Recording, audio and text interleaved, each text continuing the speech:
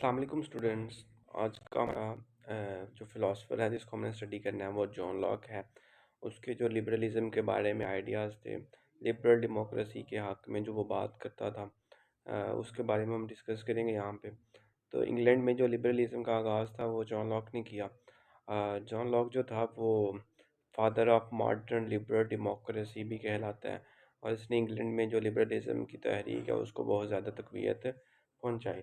तो यहाँ पे हम अगर लिबरलिज़म की डेफिनेशन देखते हैं जो उसने डिफ़ाइन किया, उसने कहा जी कि जो बेसिक फंडामेंटल्स हैं फ्रीडम के, जिसके ज़रिए जो है ना आपस में इंसान जो है ना कंट्रीब्यूट करता है, एक लिबरल डेमोक्रेसी कहलाता है या एक लिबरल सोसाइटी कहलाता है।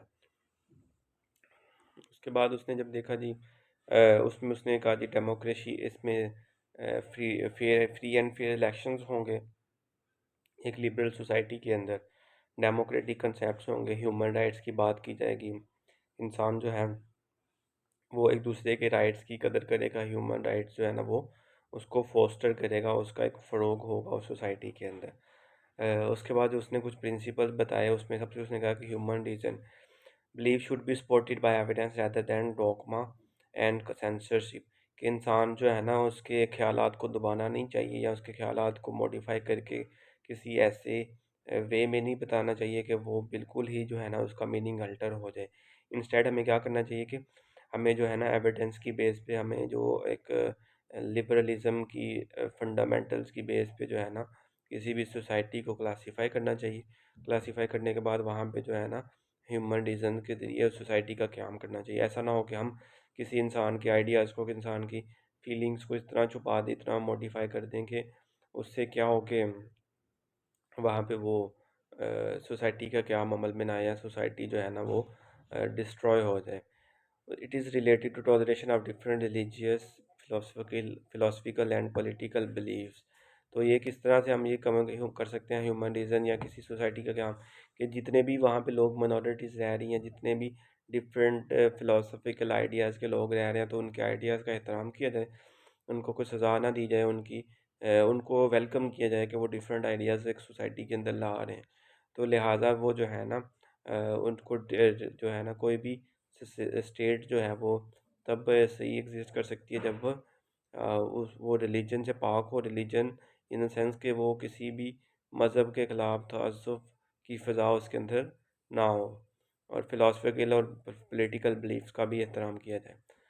उसके बाद पर्सनल लिबर्टी की बात की कि जी ये पर्सनल लिबर्टी का जो कंसेप्ट था जे एस मिल ने बताया, जो कि फादर ऑफ लिबरल डेमोक्रेसी है।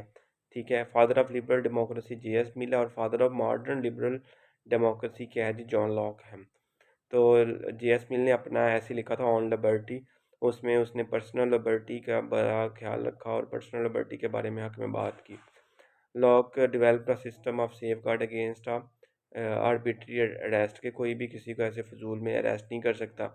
लॉक ने ये सिस्टम जो है ना वो एक डेवलप करवाया।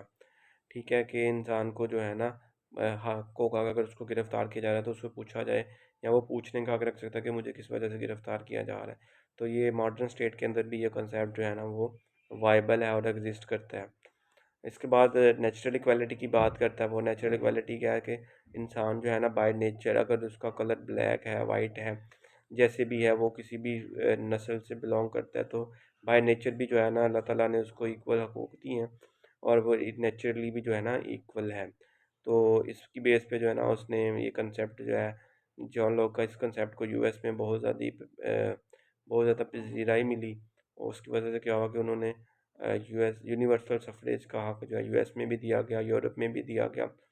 इस तरह डिफरेंट कंट्रीज़ जो है ना वहाँ पे यूनिवर्सल सफरेज का हक जो है ना औरतों को, ब्लैक्स को, बाकी हर तरह के जो लोग हैं ना वहाँ पे एग्जिस्ट करते हैं, उनको ये हक दिया गया।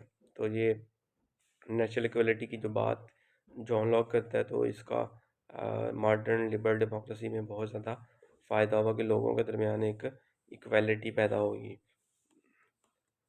उसके बाद बेसिक ह्यूमन राइट्स की बात करता है, the government rules by consent of people and rights include family, legal, religious and education. उसने कहा कि जी कोई भी गवर्नमेंट है वो कब रूल कर सकती है, जबकि उसकी लोग जो है ना उसका कंसेंट दें। यानी अगर मैं एक इंडिविजुअल हूँ, मैं एक सब्जेक्ट हूँ, मैं अपनी मेरे पे जो हुक्मरान होंगे मैं तभी तक उनको हुक्मरानी करने दूंगा जब तक मेरा दिल करेगा, या जब तक वो मेरे हकूक़ को या मेरे आइडियाज़ को जो है ना प्रोटेक्ट करेंगे, तब तक जो है मैं उनको अ, उनके भी आइडियाज़ का, उनके हकूक़ का या उनकी हुकूमत का जो है एहतराम करूँगा, अदरवाइज़ नहीं है।